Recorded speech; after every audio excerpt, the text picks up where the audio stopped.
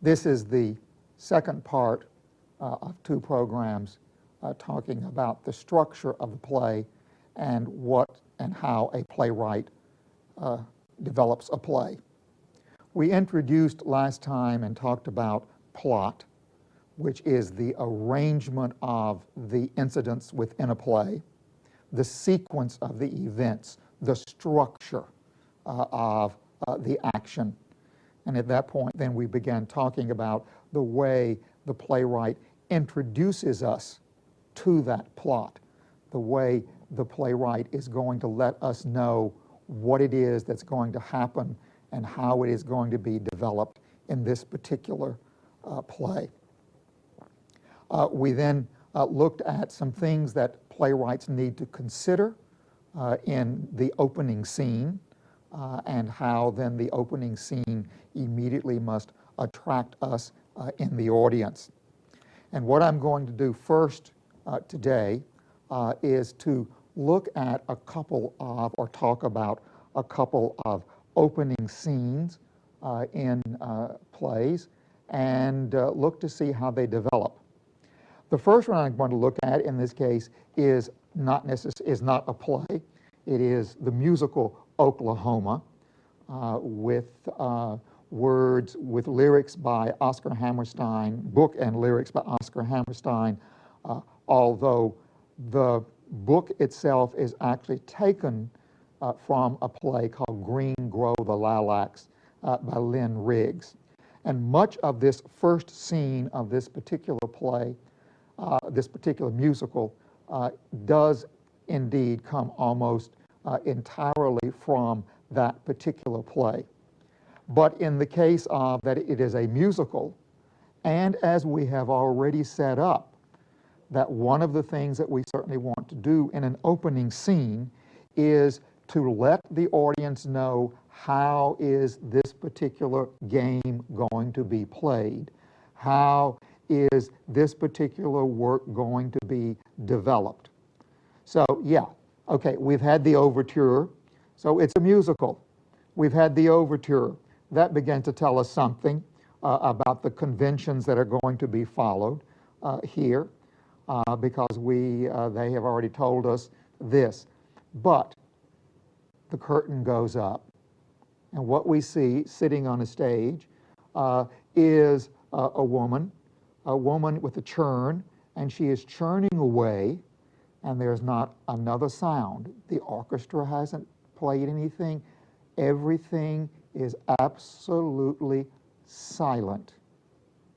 And then from somewhere off stage, we begin to hear a voice, and the voice goes, "There's a bright golden haze on the meadow. There's a bright golden haze on the meadow. The corn is as high as an elephant's eye, and it looks like it's climbing right up to the sky. Oh, what a beautiful morning. Oh, what a beautiful day. I've got a beautiful feeling. Everything's going my way." And as those musical vocal sounds begin to come from off stage, the character Curly walks on stage singing this particular song, "Oh, what a beautiful morning." And already we know we've set up a convention, and that is, hey, these key people are going to walk around singing. Now, not necessarily do we do this in real life or in our own reality, but in the fictive world that this particular play, this particular production is creating, this fictive world is one in which the convention, and we should understand, and the audience with no problem immediately catches on, hey, characters are going to sing, characters are going to they're going to burst into song, and so I should expect and know this is a convention here. What we've also done here, even with these very first lines of this, and this is in a song, in these very first few lines, we have set the world in balance. We have set Curly's world in balance. Curly says, "Oh, what a beautiful morning. Oh, what a beautiful day. I got a beautiful feeling. Everything's going my way. So we have this character who walks on stage, this character who thinks, hey, I own the world. Everything, what could I possibly want? What more could I possibly want? What's happening here? Well, he does have a want. He does have a particular reason for having come into the scene here. And when he finishes singing, Aunt Ella, who is the woman there, turns to him and says, oh, if you weren't so young and smart alecky, why, I'd marry you and get you to sit around and sing to me. And Curly says, no, you wouldn't either, because I wouldn't marry you nor none of your kinfolks. I couldn't help it. Oh, none of my kinfolks, huh? Yeah, and you can tell them that. And he raises his voice, including that niece of yours, Miss Laurie Williams. Well, at this point now, we have introduced Curly. We have introduced Aunt Ella. Aunt Ella obviously is very fond of Curly, as we've said here. And now we introduce that there is an offstage character, a niece of Aunt Ella, a niece that evidently Curly has some kind of interest in, including that niece of yours, Miss Laurie Williams. And so at that point then, we know Curly has something that he wants here. And he turns to Aunt Ella. Say, Aunt Ella, if you were to tell me where Laurie was, where would you tell me she is? And Aunt Ella says, I ain't going to tell you, and it's no concern of yours. And then Curly says, well, so she don't take to me much? Why does she go and be so uppity about these things? So he and Aunt Ella talk more here about what's the relationship here and how can Curly, perhaps in some way or the other, change things slightly. And then off stage, again, we hear, oh, what a beautiful morning again. And this time, however, it's the female voice, and it's Laurie. And Laurie comes on stage, and she gets only through the first few lines, I've got a beautiful feeling, everything's going my way, and she stops. Oh, is this all that's come a-calling at this hour of the morning? And Curly, you knowed it was me, you knowed it was when you opened the door. No such thing, you did too. And immediately we begin to realize that here are two people who are very fond of each other, but who, at least early in the play, are going to have to find some way that they can tell each other this, that they can let this be known how they feel here.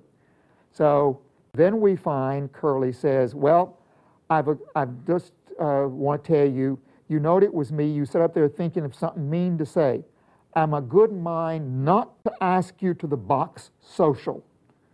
Now we know why Curly has come on the scene. Now we know why he feels so good, because he's come over and he's thoroughly convinced at this point that just by his asking, Laurie is going to say yes, and they are going to the box social. And Laurie turns and says, if you didn't ask me, if you did ask me, I wouldn't go with you. And all of a sudden now, the balance of the world is now changed. Because at this point, suddenly that which Curly was so sure of, that which Curly wanted, suddenly has now gone and found that Laurie is not going to be so easy. In fact, she says, how are you going to take me? You ain't and gone and bought a new buggy, would you? And so then at that point now, he has another obstacle which faces him. So now Curly suddenly has obstacles. Curly has the world, his world, in some kind of imbalance. Laurie is doubtful as to whether she is going with him to the ball, to the social that night, and how is he going to convey her? How is he going to take her to that box social? So immediately here then at the beginning of the play, we have introduced now the conventions, and in fact, very shortly after this, Curly says, well, I went over to a nearby town, and I rented a buggy. So at this point then, he begins to sing, when I take you out tonight with me, honey, here's the way it's going to be. You will sit behind a team of snow white horses in the slickest gig you ever see. And we go into the song called The Surrey with the Fringe on Top. So we set the convention up, and now we immediately invoke it again, and in fact, we find that Laurie and Curly are going into a duet. So we have now set the convention, we set the world in balance, we have now upset the balance of the world, we have created a character who has a desire or desires, and that is the desire is to get Laurie to accompany him to the box social.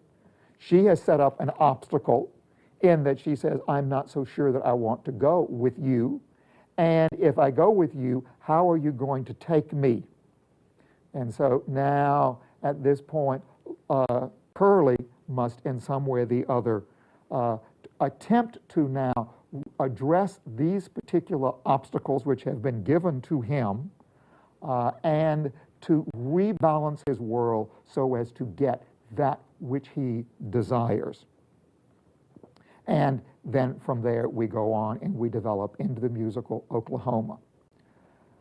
Let's look at another example. And this particular case, perhaps one of the most famous plays in the world, William Shakespeare's Hamlet. And we're going to look at the opening scene of Hamlet, and you will find a copy of this opening scene in your guide to the television section, and so you can pull it out and look at it and follow it as I talk about it here. This scene is 775 lines long.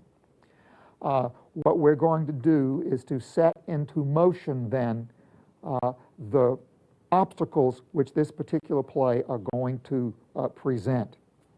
We open the play, or as the curtain goes up, or the lights go down, the lights come up, whatever is the particular signal that is being used in this particular production, what we find is we're at the castle of Elsinore.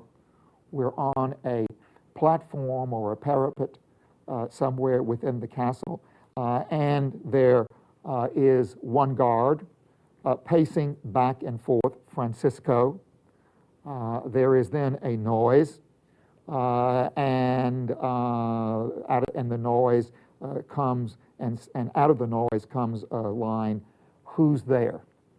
And the guard, which is on stage, says, "Nay, answer me, stand and unfold yourself," or "Stand and tell me who you are."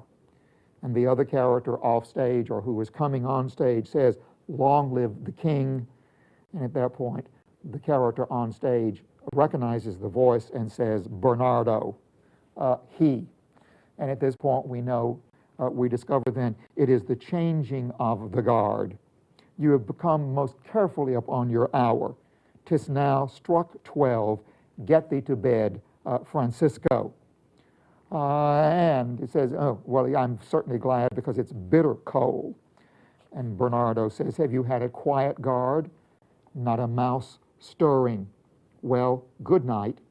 And he says, "I'll also go look for and find two other guards, or two other people who are on the watch that night, Horatio and Marcellus."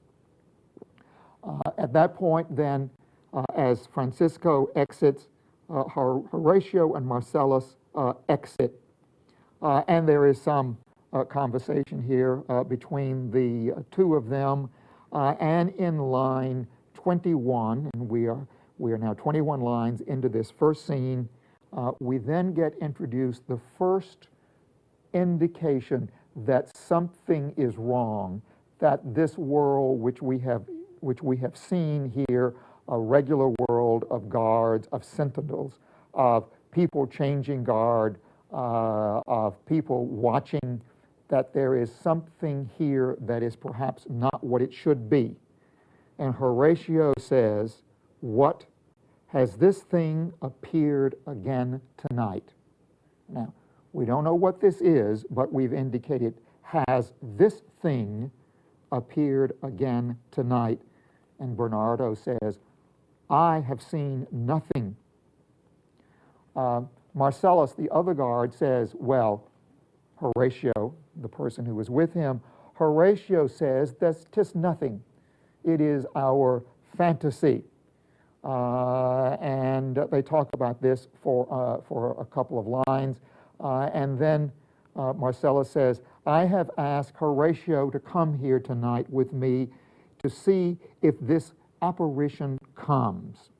He may approve our eyes and speak to it." Horatio is still in doubt. Tush, tush, 'twill not appear. So he says, well, let's sit down and we'll wait. And as they are talking, then suddenly the ghost appears. "Peace, break off. Look where it comes again. In the same figure like the king that's dead." So at this point, we now get this particular apparition identified. The ghost appears. The ghost is the ghost of the king that's dead. And one of the guards turns to Horatio and says, "Thou art a scholar. Speak to it, Horatio." Horatio then turns and he speaks to it, and he asks the ghost, why has he appeared? What is this all about? Why have you come in this warlike form in the majesty of buried Denmark? The ghost does not speak. It is offended. See, it stalks away. And Horatio, "Stay. Speak, speak. I charge thee, speak." And the ghost exits. One of the guards says, "'Tis gone and will not answer." And so at this point then, Bernardo and Horatio now talk more about this. And why did this figure appear? Why is this figure, which they recognize as the figure of their dead king, why is this figure in full armor? Why has the ghost chosen this particular one? And at that point then, Horatio tells them, "Oh, well, I can inform you of this, or at least I can tell you what I understand this to be." And he then goes into a story in which he tells us about the dead king who was old Hamlet, and that how old Hamlet had a battle with old Fortinbras of Norway. Remember, this is the king, old Hamlet of Denmark, and Fortinbras is of Norway. And so at this point that there was a battle between the two, old Fortinbras was slain, and so therefore in the victory that followed, old Hamlet claimed part of the lands that had belonged to Norway. And even now, we find that young Fortinbras, the new king of Norway, and the son, is now preparing to come and battle and to get those lands from Denmark and restore them to his throne. And in fact, we now find this is the very reason that the guards are posted tonight, and that the guards have been told to watch out, because at some point it is expected that young Fortinbras and his battle forces will appear. So in somewhere in the midst of all of this, then, as they are talking about this, the ghost appears again. But soft, behold, lo, where it comes again. I'll cross it, though it blast me. Stay, illusion. If thou hast any sound or use of voice, speak to me. If there be any good thing to be done that may to thee do ease and grace to me, speak to me. Horatio is trying to get the ghost to tell him something. At that point, there is a sound. Remember, we talked about sound. There is a sound. The cock crows. Daylight will be coming.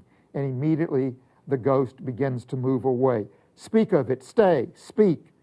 Stop it. Stop it. The ghost exits. 'Tis gone. So at this point then, now the three of them carry on some talk about what is this all about. And finally then Horatio says, I know, on the night that's coming, this is now the break of day, on the night that's coming, I will go, let us impart what we have seen this night. Let us impart this unto young Hamlet, the son of the old Hamlet, the dead Hamlet, the king. Let us impart what we have seen tonight unto young Hamlet. For upon my life, this spirit, dumb to us, will speak to him. So at this point, we have now laid out and we have given that one of the major complications that we're going to have in this particular play, and that is that we now are going to bring young Hamlet to the scene where the ghost is and let young Hamlet see if he can get can get the ghost to speak and to get the ghost to tell him what is going on. The first scene comes to a conclusion. Now, in these 175 lines, let's look and see what we have done. We have set into motion, first, we have established the balance. The balance is the world here of the guards guarding, and nothing in all is quiet. We then bring two more people on stage, one other guard and Horatio, and when they come on stage, they have been brought, or Horatio has specifically been brought, because we are then told that there is something that has appeared up here on this parapet. There is something, a spirit of some kind.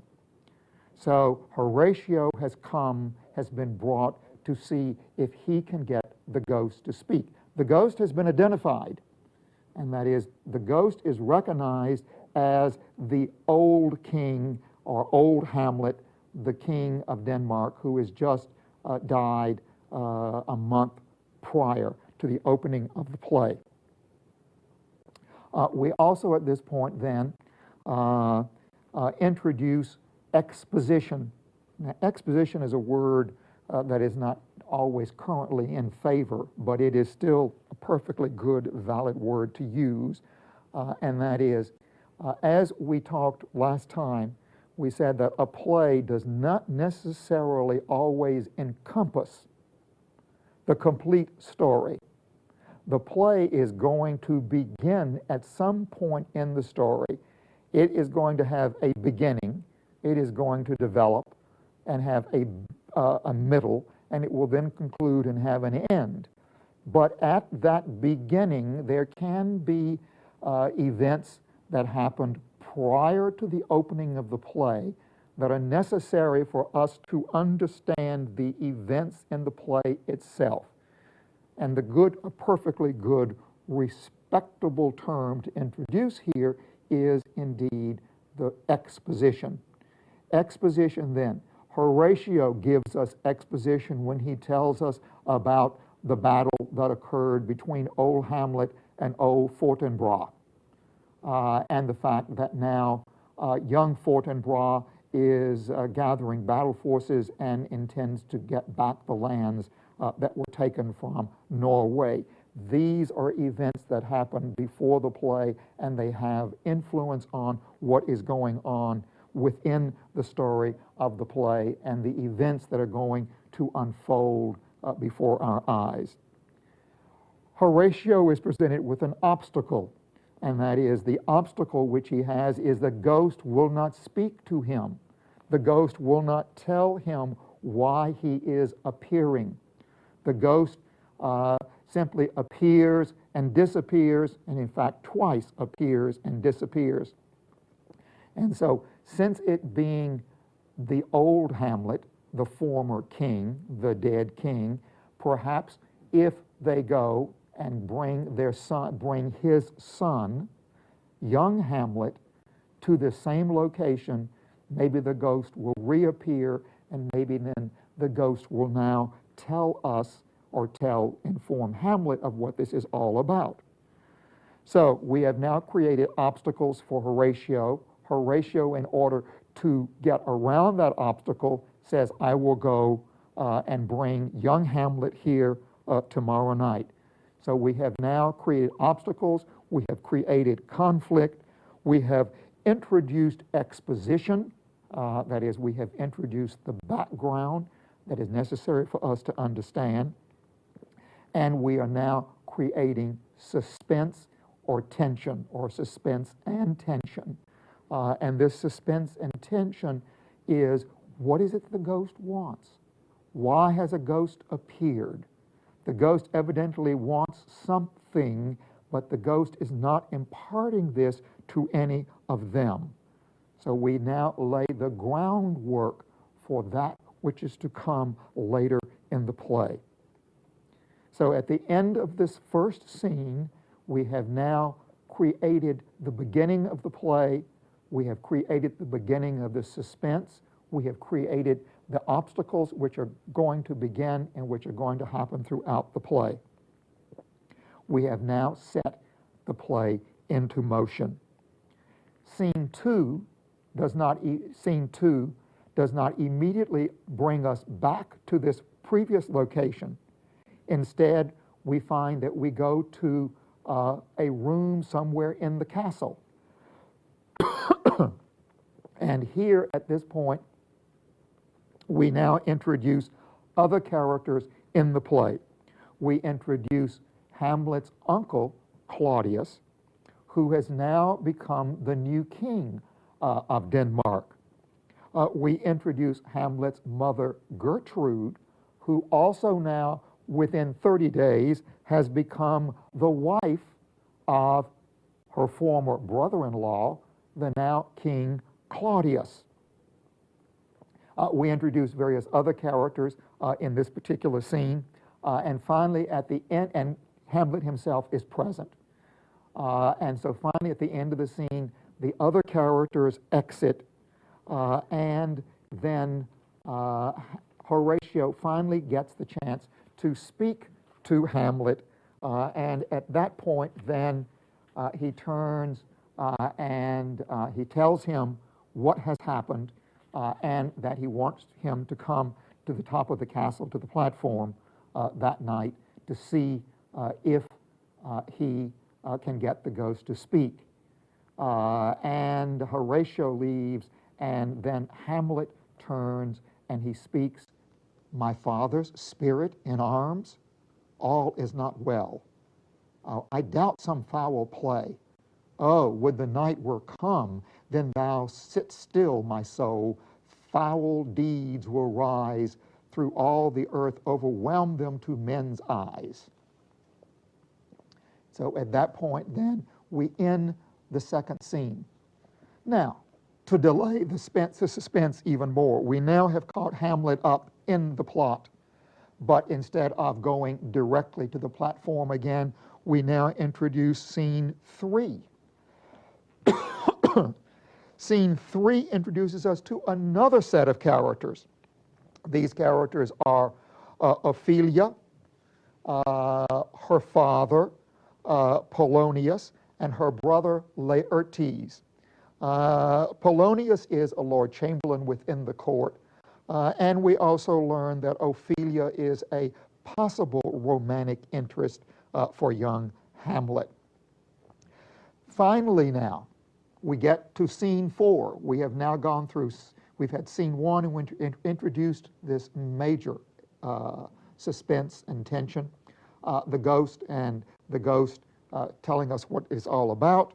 And we've gone through scene 2, we've gone scene 3, and finally we come to scenes 4 and 5, and in scenes 4 and 5, we finally have the meeting then between Hamlet and the ghost. The ghost appears, beckons for Hamlet to follow him, and he and Hamlet then depart to another part of the castle, and at that point then, for the first time, the ghost speaks. The ghost now informs Hamlet as to why he has come, and that is the ghost has appeared. Hamlet says, "Speak, I am bound to hear." The ghost, "So art thou to revenge when thou shalt hear." What? "I am thy father's spirit, doomed for a certain term to walk the night, till the foul crimes done in my days of nature are burnt and purged away." And so at this point, then the king begins to unfold to Hamlet the happenings. The ghost says, "Revenge this foul and most unnatural murder." And so at this point then, we have set the major suspense, the major tension, the major action of the play into motion. What the ghosts want from Hamlet is for Hamlet to bring about, to have revenge. Revenge for what? Revenge for the fact that he, the old king, was murdered by his brother Claudius. And so therefore, Hamlet is now to kill Claudius in revenge for what the murder that Claudius brought to the old Hamlet. At this point then, we set into motion the play. We now have created the major suspense and the major tension that is to take place. Now, there are, of course, going to develop a whole series of obstacles. Playwrights create conflict by introducing to us obstacles of one kind or the other, introduce confrontations to us, and we now go through a whole series of ups and downs. We go through a series of choices. The characters are presented with choices. The characters have alternatives to present, which are presented, and which they must consider. Hamlet at first is quite sure that what he is to do is to murder Claudius. He is to kill Claudius, and that is to bring about the revenge that he has. But then it begins to occur to Hamlet, what if this ghost is a figment from hell? What if this ghost is not real, is not a figure for what he seems to be, and that is maybe this is all something has been made up. Maybe this is fiction. And at that point, then Hamlet begins to doubt: should he or should he not kill Claudius? And we find then that the play moves back and forth as Hamlet at one point is convinced that yes, he should, and at the next point he needs to convince himself in some way that this is the right thing to do. He arrives at a point where he is convinced that Claudius is the killer, but he somehow the other needs proof, a definite proof of it. And one of the means that he uses is a group of strolling players arrive. The players then Hamlet asks them to play a certain play in which he shows a murder being enacted, and that if the king blanches at this, that maybe in some way this will be a sign of what is happening here. So we then see the play acted out, and Claudius does indeed react to it to the point that Hamlet is convinced that he is guilty, and so therefore that he should indeed kill Claudius. As he then goes searching through the castle to find him, and he finds Claudius, and he gets ready and prepares himself to kill Claudius, and then he realizes that he can't, because at that point there is an obstacle for him taking the revenge that he wants, and that is Claudius is in front of an altar. Claudius is praying, and Hamlet knows that at this point, if he kills Claudius at this point in time, then Claudius was in prayer. The soul will not go to hell, which is where Hamlet, of course, wants the soul to go when he kills Claudius, but that instead, in the state of prayer, the soul will be born to heaven. So at this point, Hamlet is restricted, is stopped from killing Claudius. There are also, throughout Hamlet, and we could spend hours and hours discussing Hamlet, many other subplots that are developed here. These subplots sometimes present obstacles of one kind or the other. One of the subplots that is developed here is that Claudius indeed begins to fear Hamlet, that he begins to fear that Hamlet is mad, has gone mad in some way or the other, and that in so doing, that Hamlet does indeed seem to want to bring about, for some reason, to bring about an end to his life, Claudius. So Claudius then hatches a plot wherein he will get Hamlet removed from the court, and while he is removed from the court, that Hamlet, young Hamlet, will be killed. So all of these intertwinings go on throughout the play, and this is the playwright then developing the conflict within the play, developing a series of confrontations, developing a series of obstacles, developing what one character wants, what one character goes after, and another character obviously not wanting him to accomplish that particular goal. It can be thought of in terms of a series of strategies, a series of plays, and one can indeed think about it in the same terms as one thinks about that basketball game. One can watch. One can watch here and one can see what is it that the character has. The character reaches a point in which the character must make a decision. That decision carries out a strategy. That decision must, in some way or the other, that decision has alternates possible. Which alternate, what alternate, this series of alternates here. Hamlet has the chance to kill Claudius. But in so doing, he has at that point, yes, the choice can be made to kill Hamlet, to kill Claudius, but at that same point in time, he cannot finish that which he wants most, and that is to send Claudius's soul straight to hell. So therefore, the alternates are possible there, and the alternate which he decides is he must, at this point, withhold the killing and not accomplish it. And in so doing, then, he allows for Claudius to make his move, and that move is to send Hamlet away from the castle, and while he is gone, to bring about what he hopes will be the murder of young Hamlet. So we go through this. The playwright develops these ups and downs, the choices.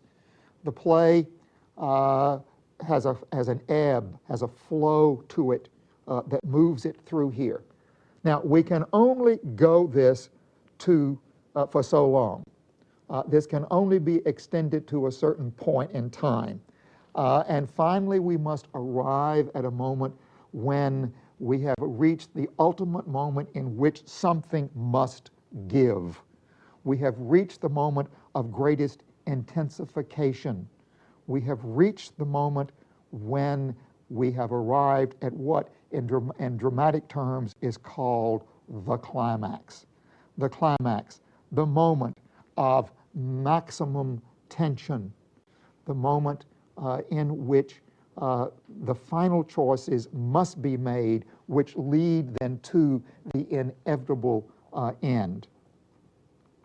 Let's go back to Oklahoma for just a moment and talk about it, because we talked about Curly, and in fact, frequently we sometimes find that people jestingly say the whole story of Oklahoma is bound around the simple tactic of who is Laurie going to choose to take her to this box social that night.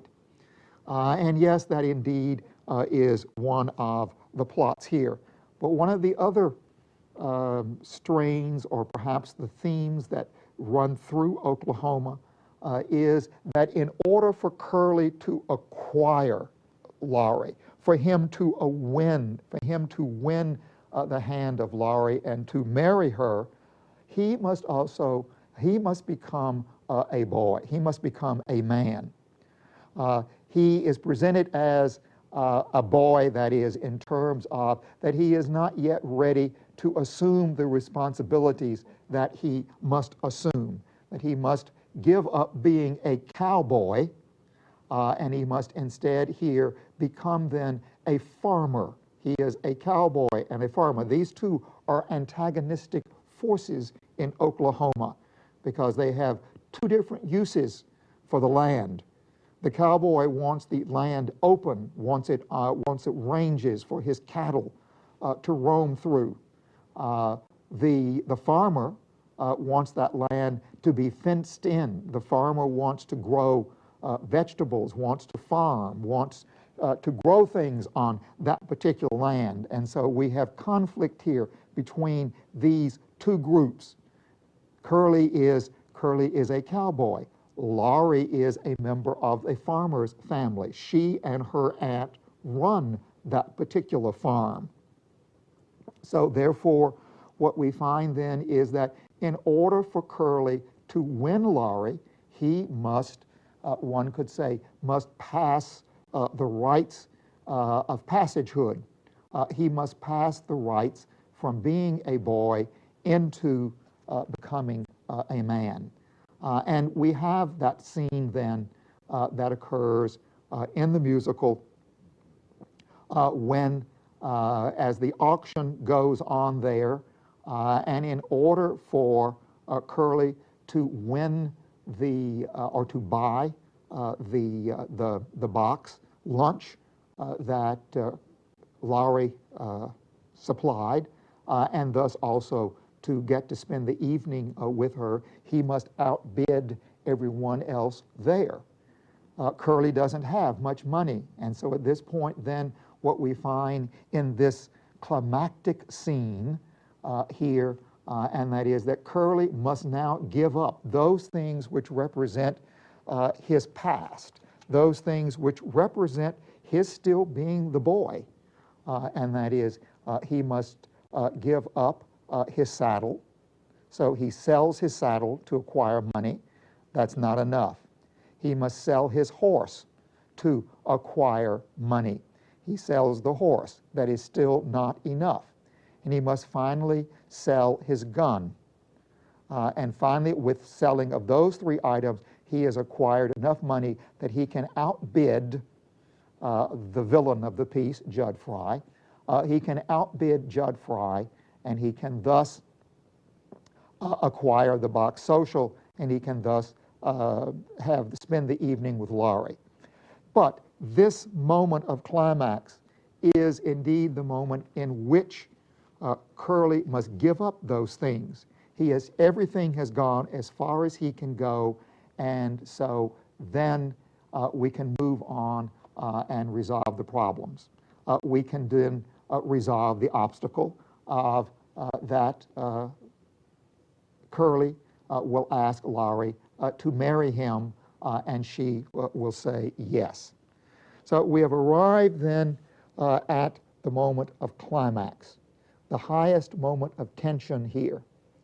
Following that moment of climax, and that is, it is the point, it is the irresolvable moment in which the last turn is made, there are no more turns to be made.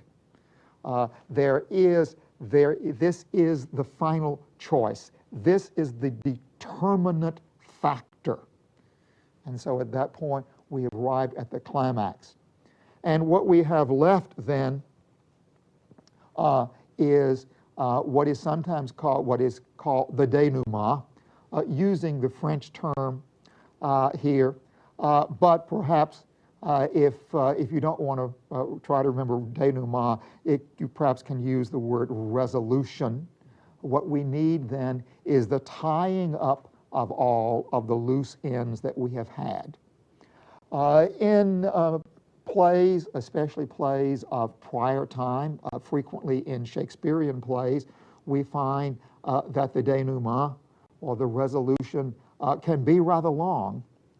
There are many loose ends to tie up in one way or the other, and so this takes a very long time to go. In modern day drama, what we find is that we prefer things much faster. And so therefore, when we arrive at the climax, the distance between the climax and the end of the play is usually not very long. The denouement will come rather swiftly.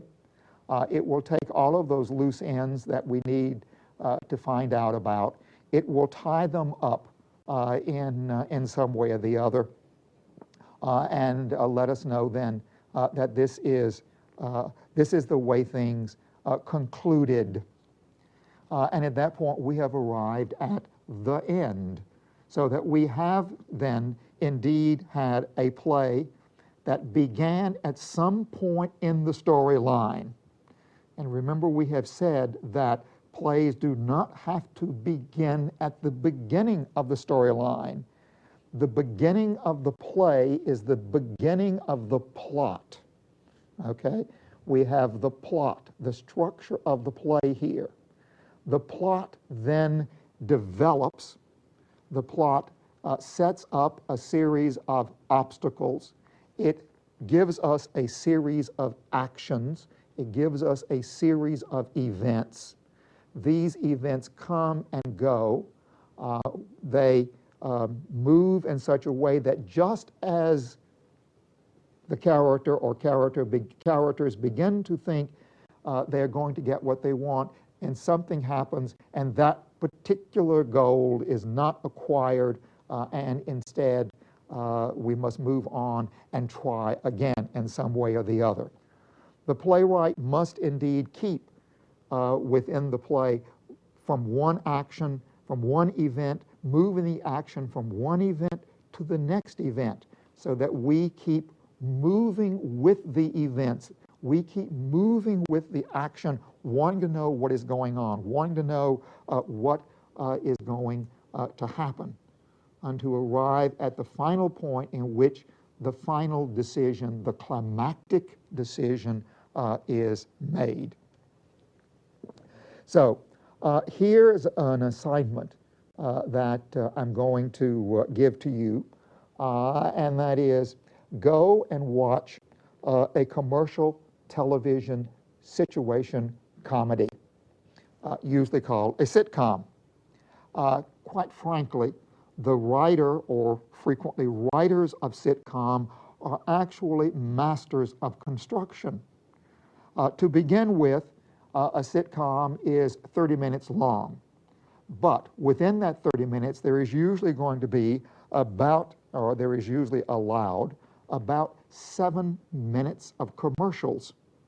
So therefore, the writers know that they actually have somewhere between 22 and 23 minutes in which they're going to have to construct a story. And they're going to have to construct this story to do everything that I have already told you about earlier. In fact, if one were to go see an unabridged version of Hamlet, a production that played all of the lines that are in the printed version of Hamlet that we have, it takes something a little more than 4 hours.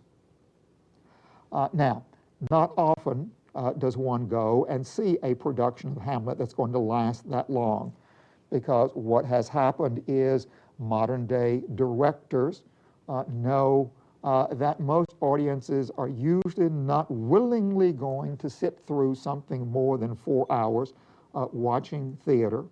And so at that point, they then begin to cut the Hamlet in some way, find some way of abridging it so that it can be played in less time than what is the totality of the acting script. But television writers, no, they don't have 4 hours. They have somewhere between 22 and 23 minutes. So at this point, they must have opening scene. They must do all the things I indicated to you that an opening scene must do.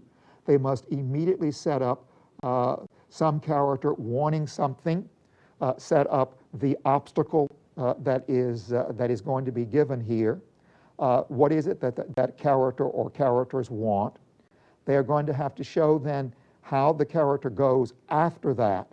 They're going to have to then tantalize us, and that is create the suspense and the conflict, and keep that character from getting what he or she wants too soon, because of course that what they want us to do is to keep watching, to keep seeing what's going to happen here.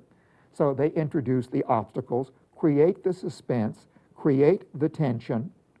Finally, they are going to reach the climactic moment, and in most television shows, that climactic moment is going to come very, very close to the end of the play, and probably in something like in a minute or less, they will go through the denouement and tie up all of this. Now, in addition to all of these things, they also are going to get in 3 commercial breaks. They're also going to have to think in terms of, how do I construct this sitcom in such a way so that we have an opening scene, we catch the attention of the audience, we set up the obstacles, we keep them suspended, we keep them in tension, we reach a point, we must now break, we go to a commercial.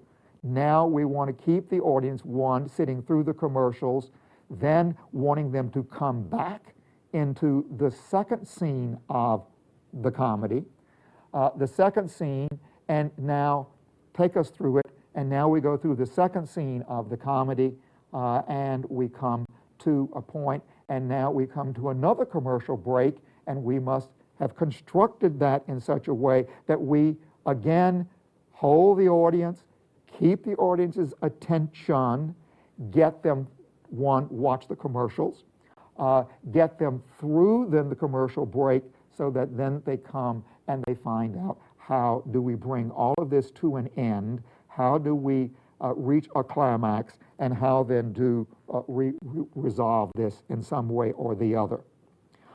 In fact, what I suggest that you might do is not just only watch it, but sit down and as you're watching it, tape it. Tape it. Now go back, watch it again. Watch to see how these writers have done what it is that I have indicated that they do. Realize the construction of that play and also be aware of how skillfully they are doing it. The better the writers, the more talent they have, the more we will begin to know, we will begin to follow what it is that they are doing. In fact, this becomes perhaps one of the ways in which we can judge whether a series is successful or not, and that is that week after week after week, the writers are able to construct these 22 to 23, 22, between 22 and 23 minute scripts in such a way, they do it so skillfully that they keep us glued to the set every week, and the next week we come back wanting again to see what it is that happens here.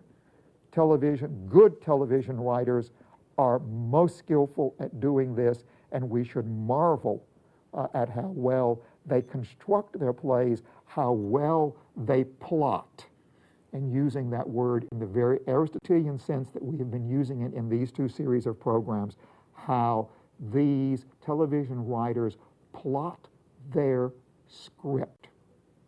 So in these 2 hours that we have done, we have talked about Aristotelian construction, we've talked about Aristotelian principles of a play, and then how a play, television script, or film may be plotted.